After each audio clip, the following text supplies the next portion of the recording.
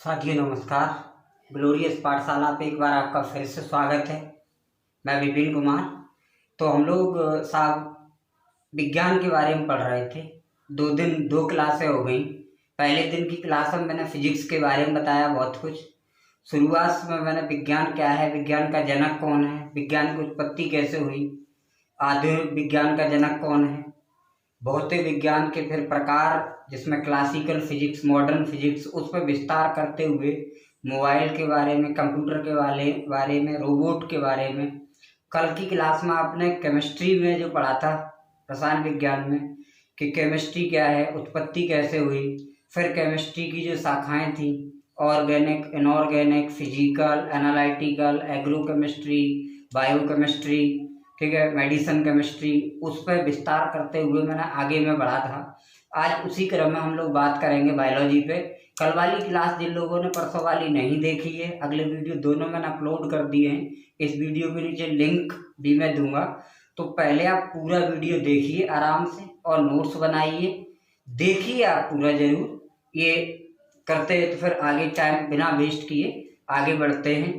यकीन मानिए यदि आप वीडियो पूरा देख रहे हैं तो आपको मज़ा आने वाला है। दूसरी बात, कल लास्ट के वीडियो में इलेक्ट्रॉन का द्रव्यमान थोड़ा सा तो उसमें नहीं नोट कर पाया। ऐसा लग रहा होगा आप लोगों को जैसे लिखा नहीं है वहाँ। तो क्या है कि 9.1 × 10⁻³ जो रहता है किलोग्राम। एक्चुअली कभी कभार क्या होता है, दिमाग से स्किप कोई चीज़ अगर हो गई तो हो गया, बाद बाकी मैंने कमेंट में करके भी बता दिया था, तो ऐसा बिल्कुल भी न मानिए। कोई में स्लाइड लगा के यहाँ नहीं पढ़ा रहा होता, उस आप स्लाइड लगाया और उसमें से पढ़ा रहे। अपन तो डायरेक्ट ही ऐसे कर रहे हैं, तो हो जाता है कभी कभार स्किप चीज़ें हो जाती है। तो खैर चलिए आगे अपन बिना किसी देरी के पढ़ते हैं फिर। तो आज जो भैया हम लोग बात करेंगे वो जीव विज्ञान पे करेंगे। किस पे करेंगे? जीव विज्ञान, जिसे इंग्लिश में आप बायोलॉजी करके कहते हैं, बायोलॉजी। अब सबसे पहले देखो, बायोलॉजी से तमाम प्रश्न बनते हैं। जैसे बायोलॉजी है क्या, इसमें किसका अध्ययन करते हैं, इसका जनक कौन है, इसकी कितनी शाखाएं, उन शाखाओं में किसके बारे में अध्ययन करते हैं। तो आज के लेक्चर में हम लोग इसके बेसिक के बारे में जाने। पहले देखो मैं ओरली तुम्हें बता देता हूँ। जीव विज्ञान जो है, आपने पहले पढ़ा विज्ञान। विज्ञान में आपने देखा और जाना कि विज्ञान जो है वो प्रकृति का अध्ययन है। प्रकृति में जो कुछ भी घटित हो रहा है उस सब के बारे में जो कुछ स्टडी है वो क्या है, वो विज्ञान है। तो विज्ञान के अंदर जो जीवधारी है या प्रकृति में जो जीवधारी है उनके बारे में जो अध्ययन है वो जीव विज्ञान है। अर्थात कह सकते हैं कि जीव विज्ञान में अध्ययन आप किसका करते हैं, तो जीव विज्ञान में आप जो अध्ययन करते हैं वो सजीवों का करते हैं, जीवधारियों का करते हैं, जीवधारियों का करते हैं। या ऐसे कह सकते हैं जीव विज्ञान जीवन का विज्ञान। क्या है? जीव विज्ञान जीवन का विज्ञान है, जिसमें हम लोग ये जानते हैं कि कोई जीव जो है वो जीवित क्यों है, जीवधारियों में होने वाली तमाम प्रक्रियाओं के बारे में जानते हैं। जीवन क्या है, कोई व्यक्ति कैसे जीवित रहता है, पौधा वगैरह कैसे जीवित रहता है, इस सब के बारे में हम लोग इसमें जानते हैं। आगे हम लोग बात करेंगे जीव विज्ञान की उत्पत्ति की। तो जिस तरीके से आप लोगों ने देखा था कि विज्ञान की उत्पत्ति हुई थी साइंसिया वर्ड से, जिसका मतलब था टू नो। फिजिक्स की उत्पत्ति हुई थी फ्यूसिस शब्द से, जिसका मतलब था नेचर। कल केमिस्ट्री में आपने देखा था केमिस्ट्री शब्द की उत्पत्ति थी कीमिया वर्ड से। ऐसे ही बायोलॉजी शब्द जो है वो ग्रीक भाषा के दो शब्दों से मिलकर बना है। एक है आपका बायोस और दूसरा मतलब है लोगोस। इसका मतलब होता है लाइफ, इसका मतलब होता है स्टडी, जिसका मतलब है जीवन, और इसका मतलब है अध्ययन। अर्थात जहां हम जीवन के बारे में, जीवन का अध्ययन करते हैं, वो है आपका जीव विज्ञान। अब जैसे बात आती है कि जीव विज्ञान का जनक कौन है, जीव विज्ञान का जनक कौन है। तो देखो मैंने पहले ही वीडियो में आपको बताया था कि जीव विज्ञान के जो जनक मतलब विज्ञान के जो जनक हैं वो अरस्तु हैं, जीव विज्ञान के भी जनक कौन है, अरस्तु हैं। इसकी एक और अभी शाखा आपको पढ़ने को मिलेगी जीव विज्ञान की, जंतु विज्ञान, उसके भी जनक कौन है, अरस्तु। अरस्तु के बारे में आपने पहले ही वीडियो में बहुत कुछ जाना था, और मैं हमेशा कहता हूँ जब भी कोई बात आती किसी के बारे में तो तुरंत डिटेल में जाना चाहिए। जैसे अगर अरस्तु के बारे में पूछता है तो अरस्तु किस देश के थे, तो यूनान से थे। यूनान में कहाँ से थे, तो स्टेगेरिया करके नगर है, वहाँ से थे। अरस्तु के शिष्य का नाम बताओ, तो सिकंदर है। अरस्तु के गुरु कौन है, तो प्लूटो है। प्लूटो के गुरु कौन है, तो सुकरात है। अरस्तु के पिता का नाम क्या है, तो निको चालस करके नाम है।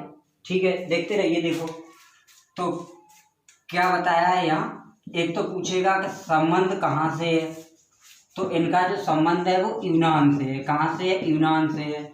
इनके गुरु का नाम क्या है, तो गुरु का नाम है प्लेटो। और प्लेटो के गुरु का नाम क्या है, तो प्लेटो के जो गुरु का नाम है वो है आपका सुकरात। सुकरात है। इनके शिष्य का नाम क्या है, तो इनके शिष्य का जो नाम है वो है आपका सिकंदर। इनके शिष्य का नाम क्या है, सिकंदर। इनके पिता का नाम पूछेगा निको चालस। निको चालस करके नाम है पिता का। अब हम बात करते हैं क्या क्या हम लोगों ने जान लिया। जीव विज्ञान सजीवों, जीवधारियों या जीवन का विज्ञान है। ये ग्रीक भाषा की दो शब्द बायोस और लोगोस से मिलकर बना है, जिसका मतलब होता है जीवन का अध्ययन। जीव विज्ञान का जनक अरस्तु को कहते हैं। अरस्तु यूनान से थे और स्टेगेरिया करके एक जगह है यूनान में, वहां से थे। ठीक है, ये क्या कौन थे, तो ये एक दार्शनिक थे। क्या थे, दार्शनिक थे। इनको अन्य विषयों का भी जनक कहते हैं। जैसे हम लोग कहते हैं विज्ञान का जनक कहते हैं इनको, जीव विज्ञान का जनक कहते हैं इनको, जंतु विज्ञान का जनक भी इन्हीं को कहते हैं, जंतु विज्ञान का जनक कहते हैं। राजनीति विज्ञान का जनक, राजनीति विज्ञान का जनक भी इन्हीं को कहते हैं अपन। ये चीज है। तो पहले हम लोगों ने विज्ञान, जीव विज्ञान है क्या इसके बारे में जाना, फिर अरस्तु कौन है उनके बारे में जान लिया। थोड़ा सा आगे बढ़ते हैं, आप लोग स्क्रीनशॉट ले लीजिए। ठीक साहब, बिना किसी देरी के काम करते रहना चाहिए हमेशा, आप फटाफट देखते जाइए। तो आगे हम लोग जो बात करेंगे वो करेंगे जीव विज्ञान शब्द। जीव विज्ञान शब्द यानी बायोलॉजी शब्द किसने दिया, तो देखो भाई, बायोलॉजी जो शब्द दिया वो दो वैज्ञानिक हैं। एक का नाम है लेमार्क और दूसरे का नाम, ये लेमार्क जी जो है वो आपके फ्रांस से हैं, और ट्रेव नेरस जो है वो आपके जर्मनी से हैं। इन दो लोगों ने नाम दिया। तो आपसे अगर प्रश्न ये पूछा जाए कि जीव विज्ञान का जनक कौन है, तो अरस्तु है। लेकिन प्रश्न ये पूछा जाए कि जीव विज्ञान शब्द किसने दिया, तो जीव विज्ञान जो शब्द दिया वो आपका दिया लेमार्क और ट्रेव नेरस ने। दोनों ही अंतर हैं। जैसे पिताजी जन्म देते नाम तो पंडित जी रखते हैं ना, वैसे ही है कि लेमार्क और ट्रेव नेरस ने नाम दिया है, जबकि जनक कौन है, तो जनक हैं साहब आपके, जनक हैं अरस्तु। चलिए, अच्छा इसमें देखो लेमार्क के बारे में थोड़ी सी बात करते हैं। जैसे लेमार्क, पहला प्रश्न पूछता है कि लेमार्क किस देश से थे। लेमार्क ने एक सिद्धांत दिया है, आपसे पूछेगा लेमार्क के सिद्धांत का नाम बता दीजिए। तो लेमार्क ने जो सिद्धांत दिया वो कौन सा था, तो लेमार्क ने जो सिद्धांत दिया वो है उपार्जित लक्षणों का सिद्धांत। उपार्जित लक्षणों का सिद्धांत। लेमार्क की आपसे पुस्तक पूछ लेगा, तो लेमार्क की जो पुस्तक है वो है फिलॉसफिक जूलॉजिक करके इनकी पुस्तक है। लेमार्क बाद जो है इन्हीं के नाम पे है, और लेमार्क बाद के 10+2 वगैरह एग्जाम में आपसे एग्जाम्पल पूछे गए हैं, जैसे सांपों के पैर गायब होना, ये किस बात का एग्जाम्पल है? लेमार्कवाद का। दूसरा, जिराफ की गर्दन बड़ी होना, ये भी किसका एग्जाम्पल है? लेमार्कवाद का। आपसे प्रश्न क्या क्या पूछेगा कि जैसे लेमार्क किस देश के थे? फ्रांस के। ट्रेवनेरिस किस देश के थे? जर्मनी के। बायोलॉजी शब्द किसने दिया? लेमार्क और ट्रेवनेरिस ने। उपार्जित लक्षणों का सिद्धांत किसने दिया? लेमार्क ने। फिलोसफिक जूलॉजी पुस्तक किसकी है? लेमार्क की। लेमार्क बाद में कौन कौन से एग्जाम्पल दिए गए? तो सांपों के पैर गायब होने के और जिराफ की गर्दन बड़ी होने के। देखो मैं थोड़ा सा लेमार्क बात बता दे रहा हूँ। क्या है कि आपको जब मैं आगे चल के टॉपिक पढ़ाऊंगा एक इवोल्यूशन, जैव विकास करके, आपको पता है जैसे अपन लोगों ने खूब सुना हुआ है कि मानव पहले वनों में रहता था, आज की तरह खड़े होकर अच्छे से नहीं चल पा रहा होता था। फिर धीरे धीरे निरंतर परिवर्तनों के बाद आज जैसे आप लोग खूबसूरत है, वैसे खूबसूरत व्यक्ति ये कैसे हुआ? तो ये बात है जैव विकास में। तो लेमार्क ने अपने लेमार्कवाद में ये बताया है कि इस बात की व्याख्या की कि जब हम किसी भी अंग का उपयोग नहीं करते तो वो धीरे धीरे क्या हो जाता है? तो वो साफ धीरे धीरे गायब हो जाता है। जैसे इन्होंने बताया कि जो जिराफ थे उनकी गर्दन पहले छोटी होती थी, लेकिन सूखा पड़ा और उसके बावजूद उन्होंने अपनी गर्दन को खींचकर चारा खाने के लिए ऊपर बढ़ाना स्टार्ट किया, तो आगे पीढ़ी में जाके क्या हुआ? वो धीरे धीरे गर्दन लंबी हो गई। ऐसे ही सांपों के बारे में बताया गया। जो सांप होते थे वो रेंग के जब चलते थे, उनके जो पैर होते थे वो घास वगैरह में फंस जाते, जिससे उन्हें दिक्कत होती, तो उन्होंने पैर का यूज करना बंद कर दिया। एक दिन पैर गायब हो गए। तो ये इनकी थ्योरी कहीं कुछ हद तक ठीक थी, लेकिन आगे चल के ये थ्योरी बिल्कुल अमान्य रही। जैसे अपन कह सकते आप पढ़ते हैं तो इसका मतलब ये है कि पढ़ते हैं तो आपकी आंखें और सक्रिय होना चाहिए, फिर तो मेरे भाई रात को आपको दूर का दिखाई देना चाहिए, ये मामला हो जाना चाहिए आपके पास। लेकिन ऐसा नहीं होता है, मतलब तो इनकी ये थ्योरी जो थी बाद में अमान्य कर दी गई थी। अब हम लोग देखो आगे थोड़े से 2 टर्म और पढ़ते हैं इसी में, जैसे कि अब जीव विज्ञान में आपको मैंने एक शब्द शुरुआत में लिखा है भैया, जीवधारी। तो यहाँ जीवधारी का मतलब क्या है? जीवधारी का मतलब क्या है? अच्छा ऐसे देखो, बिल्कुल सरल बात ये है कि जब हम लोग जंतु और पादप मिला के बात करें, यानी पादप बोले तो पौधे मिला के अगर हम बात करें तो है जीवधारी। केवल जीव मतलब जीवों की बात करें तो आपका जंतु शब्द है। अब यहाँ से हम लोग बात करेंगे जंतुओं की और पौधों या पादपों में अंतर की। पहले अंतर जानते हैं, देखो क्रम से पढ़ेंगे। आज के लेक्चर में आपको ये अंतर तक पढ़ाऊंगा। कल ये जीवधारी होते क्या है, इनमें जीवधारी होने का क्या गुण पाया जाता है, उस पर चर्चा करेंगे। अगले लेक्चर में फिर हम लोग जीवधारियों की उत्पत्ति कैसे पृथ्वी पर हुई उसके बारे में पढ़ेंगे। यानी पहले उत्पत्ति, फिर जीवधारी है क्या वो, इनके मध्य ये सब रिलेशन, फिर आगे इनकी फंक्शनल वगैरह सब चीज़ें पढ़ेंगे।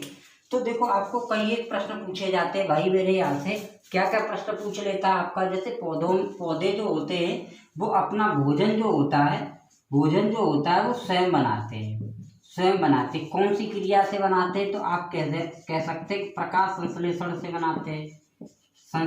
से बनाते हैं। ये भी प्रश्न आपसे कई एक बार पूछा गया है कि पौधों में भोजन बनाने के लिए या भोजन निर्माण के लिए आवश्यक क्रिया कौन सी है? तो प्रकाश संश्लेषण क्रिया। कौन सी है? प्रकाश संश्लेषण की क्रिया है। इसमें क्या होता है? पौधों के पास क्लोरोफिल पाया जाता है और क्लोरोफिल की मदद से पौधे अपने भोजन का निर्माण कर लेते हैं और उनसे अब लेते हैं। तो अर्थात कह सकते हैं कि जो पौधे होते हैं वो स्वपोषी होते हैं। लेकिन अगर जंतुओं की बात करें तो जंतु जो होते हैं वो परपोषी होते हैं, केवल यूग्लिना को छोड़कर। छोड़कर। यूग्लिना क्या है? तो यूग्लिना एक प्रोटोजोआ है, प्रोटोजोआ है। मतलब हम लोग ऐसे कह सकते हैं कि यूग्लिना एक प्रोटोजोआ है जिसमें क्लोरोफिल पाया जाता है। इस कारण ये अपना भोजन स्वयं बनाता है। बाद बाकी जितने जीव जंतु हुए वो क्या करते हैं भाई, बाद बाकी सभी जीव जंतु अपने भोजन के लिए पौधों के ऊपर डिपेंड होते हैं। दूसरी चीज आपको मैं बता दूं, पौधे जो होते हैं उनमें लाइसोसोम नहीं पाया जाता है, या कह सकते हैं अनुपस्थित होता है, ना के बराबर पाया जाता है, कुछ एक पौधों में पाया जाता है। इसके अलावा इनमें तारक काय जो होता है, तारक काय जो होता है वो भी अनुपस्थित होता है, अनुपस्थित होता है। जबकि अगर मैं इधर में बात करूं तो इनमें लाइसोसोम पाया जाता है, इनमें भी तारक काय पाया जाता है, तारक काय पाया जाता है। अब जिन बच्चों ने आज बायोलॉजी अच्छे से नहीं पढ़ी है उनके तो ऊपर से चला गया होगा। जैसे देखो लाइसोसोम क्या होता है, जैसे मकान है तो ये बना किससे भैया, ईंटों से बना है। ऐसे अपना जो शरीर है वो भी छोटी छोटी कोशिकाओं से ही मिलकर बना है। तो उन कोशिकाओं के अंदर एक ये कोशिकांग होता है। यहाँ से कई एक बार प्रश्न भी आते हैं कि कोशिका के आत्महत्या की थैली किसे कहते हैं, कोशिका के आत्महत्या की थैली किसको कहा जाता है, तो ये आपको लाइसोसोम को कहते हैं। और ट्रैफिक पुलिस किसको कहते हैं, तो तारक काय को कहते हैं। डिक्टियोसोम करके इसे बोल देते हैं, डिक्टियोसोम करके इसको बोलते हैं। तो कोई पूछे आत्महत्या की थैली क्या है, तो लाइसोसोम। और ट्रैफिक पुलिस सेंटर कौन है, तो आपका डिक्टियोसोम करके कह सकते हैं। ये चीजें हैं इसमें। अच्छा अपन लोगों में पाया जाता है लाइसो, तो आपका ये जो लाइसोसोम है इसके बाद ये क्या करता है, कोशिका में, कोशिका के अंदर जितने भी व्यर्थ पदार्थ बनते हैं उसको ये सड़ा गला के खत्म कर देता है। अच्छा पौधों में और क्या है, पौधों में जो वृद्धि होती है वो निरंतर चलती रहती है, मतलब जब तक जीवन है तब तक चलती रहती है। जबकि जो जंतु होते हैं उनमें जीवन की कुछ अवधि तक ही चलती है, ठीक है। ये चीजें बाद बाकी जो जंतु होते हैं उनमें एक स्थान से आने जाने का वास्ता रहता है, जबकि पौधों में केवल वृद्धि हो रही होती है। अब हम लोग ये दोनों के दोनों ही क्या है, सजीव हैं। एक बार ये सभी प्रश्न मैं फिर से बोल दे रहा हूँ। जैसे आपसे पूछ लेगा कि बताओ क्या पौधों में लाइसोसोम पाया जाता है, पौधों की कोशिकाओं में सब अनुपस्थित होता है। तारक काय होता है तो अनुपस्थित होता है। ये भी लाइसोसोम को आत्महत्या की थैली कहते हैं और इसे ट्रैफिक पुलिस सेंटर कहते हैं, डिक्टियोसोम को कहते हैं। ये भी पौधों में अनुपस्थित होता है, जंतुओं में पाया जाता है। और जंतुओं में कहाँ पाया जाता है, तो केंद्रक के पास पाया जाता है, केंद्रक के पास पाया जाता है, जो कोशिका विभाजन में मदद करता है, कोशिका विभाजन में मदद करता है। आपका ये चीजें इसके बावजूद हम लोगों से अगर और जैसे प्रश्न पूछ सकता है तो ऐसे पूछ सकता है कि बताओ इनमें से कौन सा ऐसा जीव है जो अपना भोजन स्वयं बना लेता है। तो ऐसा जीव कौन सा है, तो भैया यूग्लिना है। क्योंकि मैंने आपको पहले ही बता दिया है कि जो यूग्लिना है वो अपने भोजन का निर्माण स्वयं से कर रहा होता है, ठीक है। पौधों में कौन सा पौधा नहीं कर पाता अपने भोजन का निर्माण, तो ये कवक करके जो है। अच्छा कवकों की कोशिका भित्ति किसकी बनी होती है, तो काइटिन की बनी होती है। और पौधों की किसकी बनी होती है, तो सेल्यूलोज की बनी होती है, सेल्यूलोज की बनी होती है। इसके बारे में आपको पूछ लेता है, पौधों की जो कोशिकाएं होती हैं उनमें कोशिका भित्ति पाई जाती है, कोशिका भित्ति। आगे मैं साइटोलॉजी जब पढ़ाऊंगा तो आपको और अच्छे से बताऊंगा क्या क्या प्रश्न और बन गए। देखो पौधों में निरंतर वृद्धि चलती है, मतलब जब तक जीवन है तब तक वृद्धि होगी।